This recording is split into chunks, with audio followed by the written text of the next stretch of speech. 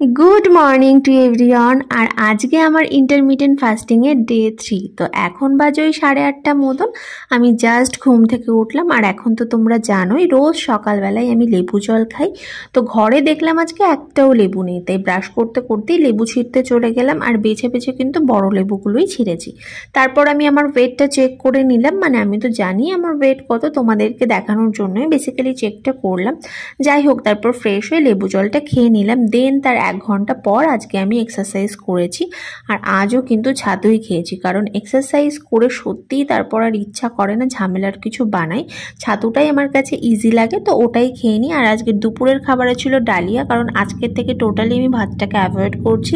দেন সন্ধ্যাবেলায় চা বানাতে গিয়ে এই পপকর্নের প্যাকেটটা দেখেছি। এটার কথা আমি বেমালুম ভুলে গেছিলাম যে 1.5 মাস আগে এটা আমি এনে রেখেছি। তো সন্ধ্যাবেলায় চা আর পপকর্নই খেয়েছি। আর আজকে একটুও ডিনার করতে ইচ্ছা করছিল না, তাই সেটা স্কিপ করেছি। বাই।